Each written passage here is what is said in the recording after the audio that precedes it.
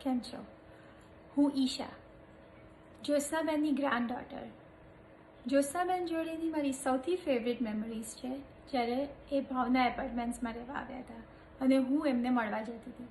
Summer vacation થાય એટલે bag pack કરીને હું એમના ઘરે રહેવા જતી થોડા દિવસ, ખાલી હું અને જ્યોત્સનાબેન. એ મારો ફેવરેટ ટાઈમ હતો કારણ કે અમે બે જણ સાથે બહુ બધું ટીવી જોતા, બોર્ડ ગેમ્સ રમતા, પત્તા રમતા અને કેરમ. એકચ્યુઅલી કેરમ રમતા તો એમને જ મને શીખવાડ્યું હતું. એ કેરમ રમવામાં એક્સપર્ટ હતા. પછી હિંચકા પર બેસીને જાત જાતની વાતો એમની પાસેથી બધી જૂની સ્ટોરીઝ મમ્મીની સાંભળવા મળે, ફોટોગ્રાફ્સ જોતા હતા અને પછી સાથે કશુંક નવું નવું બનાવતા હતા ખાવાનું. એમાં અમે આઈસ્ક્રીમ બનાવીએ, પોપ્સિકલ્સ બનાવતા હતા. એકવાર અમે છે ને ચાનો આઈસ્ક્રીમ બનાવ્યો હતો. બીજા કોઈનું ખબર નહીં, પણ મને અને જ્યોત્સનાબેનને તો એ બહુ જ ભાવ્યો હતો કારણ કે ચા બી મને બહુ ભાવે અને આઈસ્ક્રીમ પણ. પછી એ મારા માટે મારી ફેવરેટ વસ્તુઓ બનાવતા.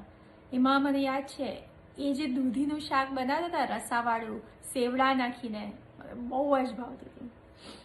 એ દૂધીનું શાક જ્યારે બી ખાવું ત્યારે એમને એટલું બધું યાદ કરું.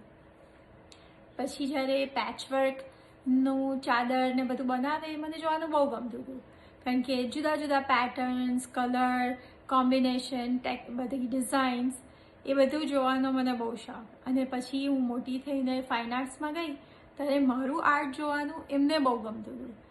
હું રંગોળી કે કશું કરું અલ્પના રસ્તા પર તો એ એમની લાકડી લઈને જોવા આવતા, જોતા કે કેવું કરું છું. મારા પેઇન્ટિંગ જોઈને બી એ બહુ જ ખુશ થતા. આજે એમને બહુ યાદ કરું છું અને એમની જોડે રહેવાના એ દિવસો બહુ યાદ કરું છું. એવું કહેવાય છે ને કે there is no greater joy than going to grandma's house. For me, it was true going to my grandma's house, my Nani, my Jyotsnaben.